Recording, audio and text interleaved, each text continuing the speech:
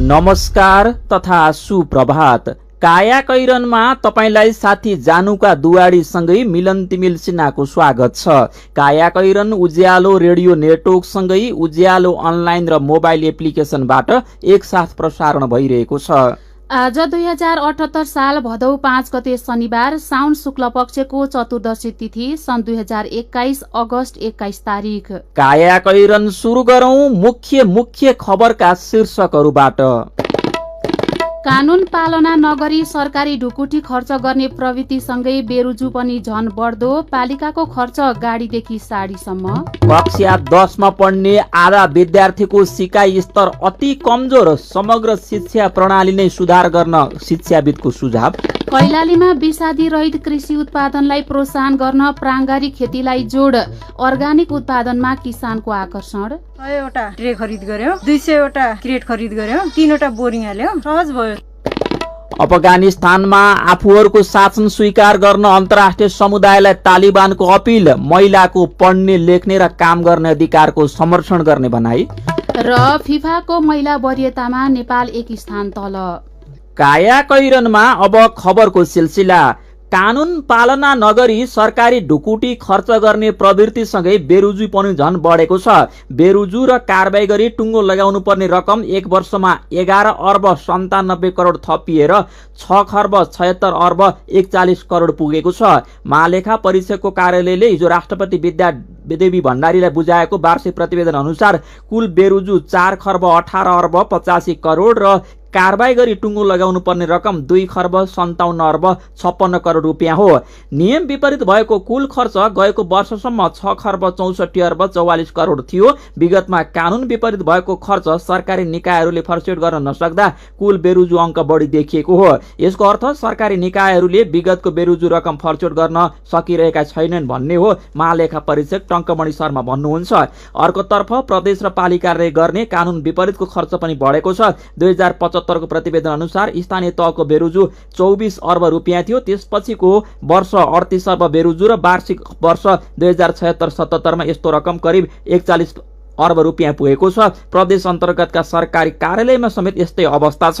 गृहमन्त्री र गृह सचिवले सुराकी परिचालनका नाममा सरकारी ढुकुटीबाट मनपरी रकम खर्च गरेका छन्। शान्ति सुरक्षा व्यवस्थापन शीर्षकमा गृह मन्त्रालयबाट हुने अपारदर्शी सुराकी खर्च रोक्न महालेखा परीक्षकको कार्यालयले वर्षेनी निर्देशन दिए पनि त्यसमा सुधार हुन सकेको छैन। स्वास्थ्य सामग्री खरिद गर्दा जिम्मेवार नतोकिएको व्यक्तिसँग सम्झौता गर्नु कानून विपरीत रहेको पनि महालेखा परीक्षक कार्यालयको ठहर छ।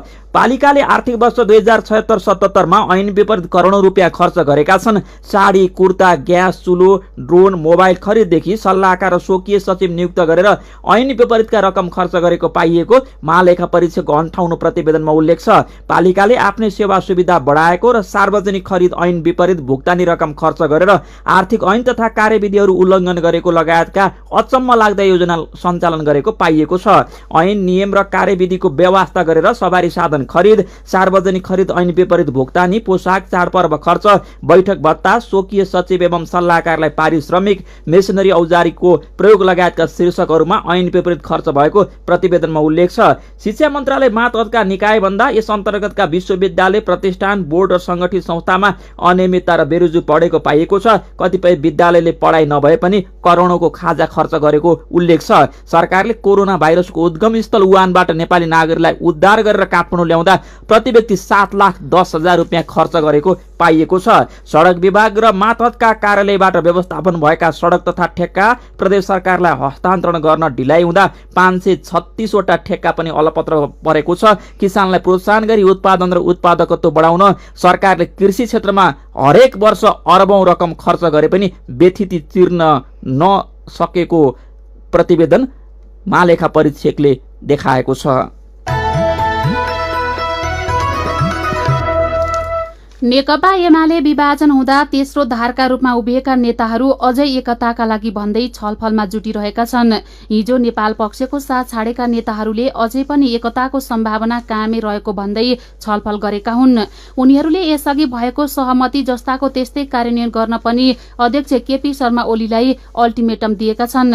एमालेको एकता कुनै पनि हालतमा हुनुपर्ने बताउँदै आएका नेताहरूले अध्यक्ष ओलीलाई कार्यदलले गरेको 10 बुँदे सहमति कार्यान्वयनका लागि पर्सि सोमबारसम्मको अल्टिमेटम दिएका हुन्।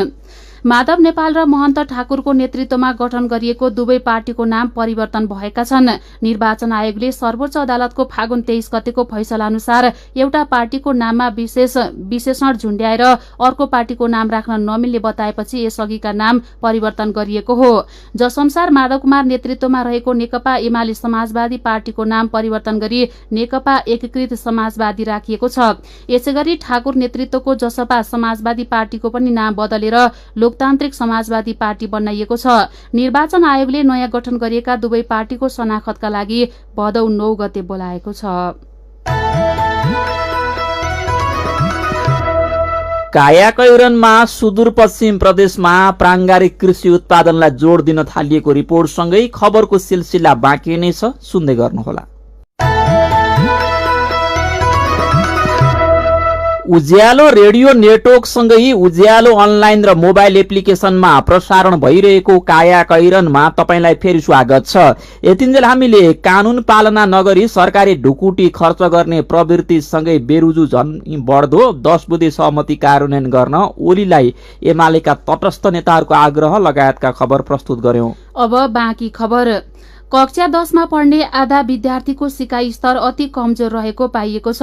शिक्षा मन्त्रालय अन्तर्गतको शैक्षिक गुणस्तर परीक्षण केन्द्रले देशभरका सामुदायिक र निजी विद्यालयमा गरेको अध्ययनमा 50% विद्यार्थीले पाठ्यक्रममा रहेका विषयवस्तुको न्यून सिकाइ समेत हासिल गर्न नसकेको भेटिएको हो।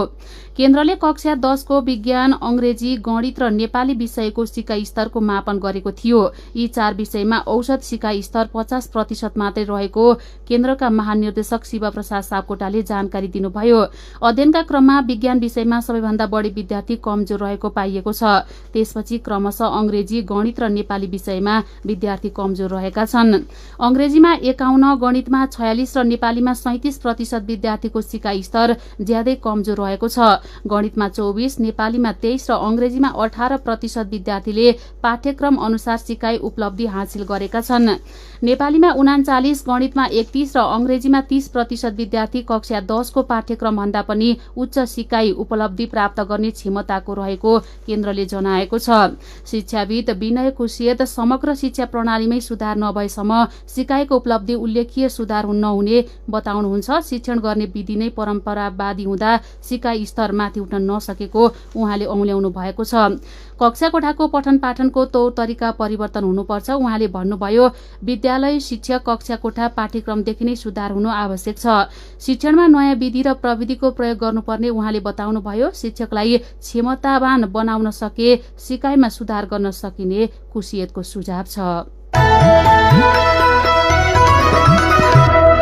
शिक्षापछि अब कृषिको प्रसंग। सुदूरपश्चिम प्रदेशमा प्राङ्गारिक कृषि उत्पादनलाई जोड दिन थालिएको छ। विषादीरहित कृषि उत्पादनलाई प्रोत्साहन गर्नका लागि प्रारम्भिक खेतीलाई जोड दिएको हो। थप जानकारी सहित उज्यालो सहकर्मी सीताराम ओझा।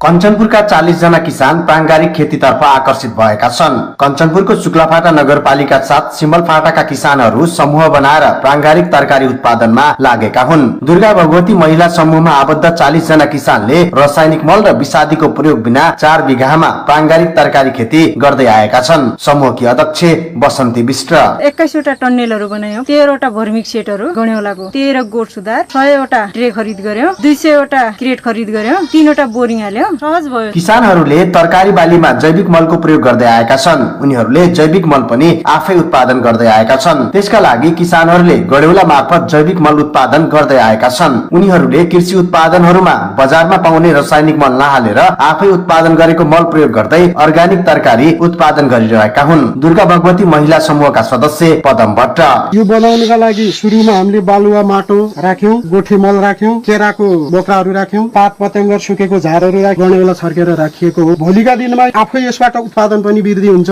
पछिल्लो समयमा सुदूरपश्चिमका किसानहरू पनि खेती प्रणालीलाई प्राङ्गारिक बनाउन लागेका छन्। रासायनिक मल र विषादीले मानव स्वास्थ्य र माटो बिगार्ने बुझेपछि किसानहरू प्राङ्गारिक खेतीतर्फ उन्मुख भएका हुन्। डडेलधुराका किसान रुद्र प्रसाद अवस्थी विषादीदेखि लिएर कीटनाशक, ढुसीनाशक, विषादीको युज घटाउँदै लाने अर्ग्यानिक हिसाबले टमाटरलाई चाहिँ जोड्दैछौँ। क्याप्सिकम भयो, कुकुम्बा छ, सबै भने चाहिँ अब टनेलमा चाहिँ खेती हामीले गर्दैछौँ। सुदूरपश्चिम प्रदेशका 9 वटै जिल्लामा रहेका कृषि ज्ञान केन्द्र केन्द्र मार्फत प्राङ्गारिक मिशन कार्यक्रम सञ्चालन भएपछि प्रदेशका किसानहरू प्राङ्गारिक उत्पादनतर्फ आकर्षित भएका छन्। धनगढीको सुनाखरी बहुउद्देश्य कृषि फर्मका किसान रामकिशन चौधरी सानो लगानी गर्न सक्ने किसानले चाहिँ एकदमै सहयोग पाइरहेछन्। अर्गानिक गर्दाखेरि चाहिँ लगानी धेरै लाग्ने हुँदाखेरि हामीलाई थोरै सहयोग भए पनि धेरै सहयोग पाए जस्तो लाग्छ। बाजुरामा प्राङ्गारिक कृषि उत्पादनको पकेट क्षेत्र बनाउने अभियान चलाइएको छ। कृषि समूह मार्फत 200 जना किसानहरूले 25 रोपनीमा प्राङ्गारिक आलु खेती गरेकोमा 10 लाखको आलु बिक्री भएको छ भने 20 रोपनीमा अदुवा खेती गरिएको छ। दार्चुलामा ब्यास र अपिहिमाल गाउँपालिकालाई प्राङ्गारिक क्षेत्र घोषणा गर्ने गरी प्राङ्गारिक मिशन कार्यक्रम सञ्चालन गरिएको छ।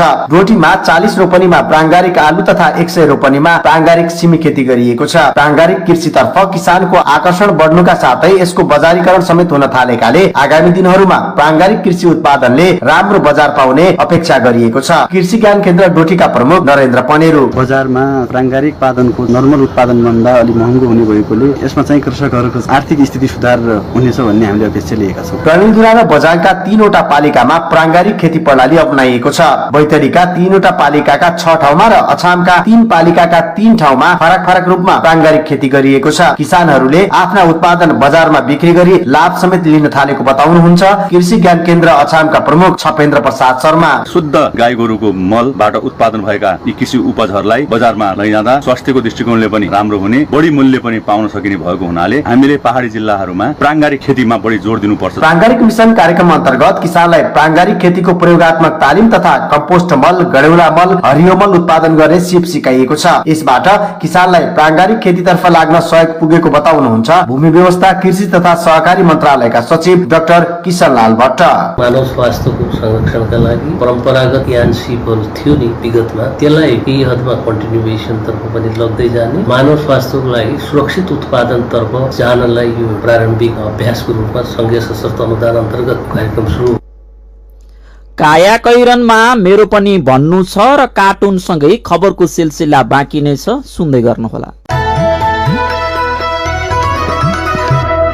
सीधा कुरा प्रष्ट विचार काठमाडौँमा 90 मेगाहर्ज उज्यालो रेडियो नेटवर्क मार्फत देशभरिका विभिन्न एफएम स्टेशन तथा उज्यालो अनलाइन र मोबाइल एप्लिकेशनमा प्रसारण भइरहेको काया कैरनमा तपाईलाई फेरि स्वागत छ।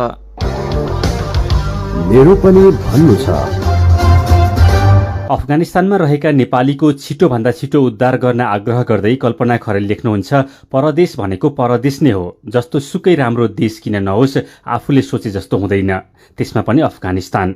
जति सक्दो छिटो आफ्ना नागरिकलाई सकुशल स्वदेश फर्काउन पहल गरियोस्। अफगानिस्तानमा रहेका नेपालीको भोगाई पढेर र सुनेर स्वस्तिका पौडेलको प्रतिक्रिया छ, उद्धारको पर्खाइमा रहेका नागरिकको कुरा सुन्दा नरमाइलो लाग्यो। ज्यानको बाजी लगाएर अवैधानिक रूपले परदेश नगइदिनुहोला। हरेक पटक सरकारलाई मात्र दोष दिन पनि हुँदैन। उद्धार गर्न चाहँदै पनि विभिन्न कारणले ढिलाइ हुन सक्छ। नागरिक आफै पनि सचेत हुनु जरुरी छ।